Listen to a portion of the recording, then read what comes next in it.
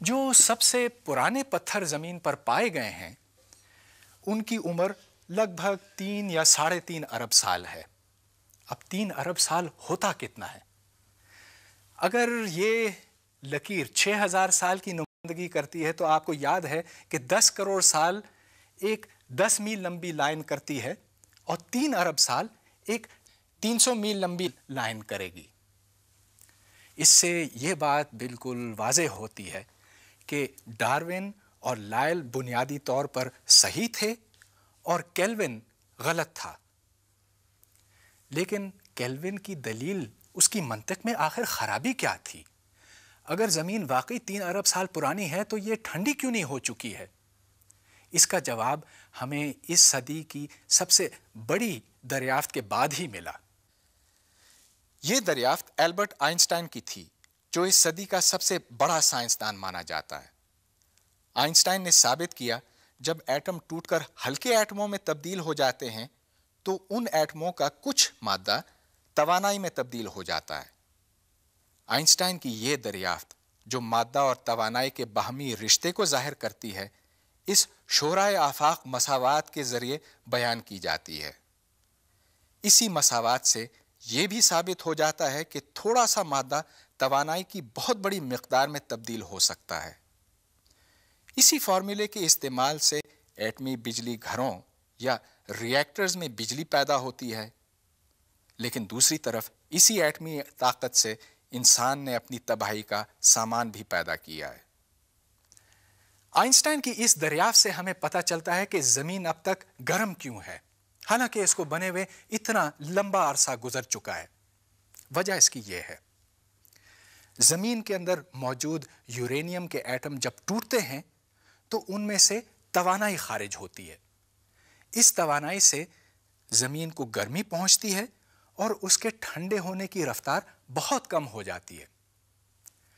یہ بات کیلوین کو نہیں پتہ تھی، لہٰذا اس کے سائنسی حساب کتاب میں کہیں پر یہ بات شامل نہیں تھی کہ زمین کے اندر توانائی کا ایک منبع ہے، لہٰذا اس کا اندازہ زمین کی عمر کے بارے میں غلط تھا۔ اس طرح ایک طویل سائنسی بحث اختتام کو پہنچی۔ آج جدید سائنس زمین کی پیدائش کا کچھ اس طرح کا تصور قائم کرتی ہے۔ آج سے تقریباً 5 ارب سال پہلے خلا میں پھیلے ہوئے کچھ اس شکل کے غبار سے سورج اور نظام شمسی بنے۔ کشش ثقل کے عمل سے یہ غبار آہستہ آہستہ سمٹنا شروع ہوئے اور پھر کچھ بڑے اور کچھ چھوٹے غبار کی شکل اختیار کرنے لگے۔ یہ عمل جاری رہا اور بالآخر مرکز میں سورج اور اس کے گرد گھومتے ہوئے سیارے بنے۔ جب زمین کا مادہ ایک جگہ مرکوز ہوا تو کشش ثقل اور تابکاری کے باعث اس کا درجہ حرارت بڑھا۔ شروع میں زمین مکمل طور پر پگھلی ہوئی حالت میں تھی، پھر یہ آہستہ آہستہ سرد ہونا شروع ہوئی، اس کی سطح منجمد ہوئی اور ایک خول کی صورت اختیار کر گئی۔ یہ سب کچھ آج سے تقریباً 4 ارب 60 کروڑ سال پہلے ہوا۔ اس ابتدائی زمین کی حالت آج سے بہت مختلف تھی۔ اس کی فضا میں آکسیجن بالکل نہ تھی، سطح کا درجہ حرارت اس قدر زیادہ تھا کہ تمام پانی بھاپ کی حالت میں تھا اور سمندر بہت ہی مختصر تھے۔ لیکن یہ حالات ابتدائی شکل کی زندگی کے آغاز کے لیے نہایت موزوں تھے۔ آہستہ آہستہ سطح کی شکل تبدیل ہوتی گئی، درجہ حرارت کم ہوا، سطح کے نیچے موجود چٹانوں میں تبدیلی کے ساتھ ان میں موجود بھاپ دراڑوں سے خارج ہو کر فضا اور سمندروں کا حصہ بنی۔ اس دوران کیمیائی عمل کے ذریعے پانی سے آکسیجن خارج ہوئی اور بتدریج آج جیسی فضا تشکیل پائی۔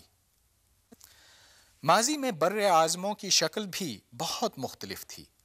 جنوبی امریکہ افریقہ کے ساتھ جڑا ہوا تھا۔ ہمارا بر صغیر بھی مداغاسکر اور افریقہ کا ایک حصہ تھا۔ اسی طرح آسٹریلیا، انٹارکٹیکا بھی اسی عظیم بر اعظم میں شامل تھے۔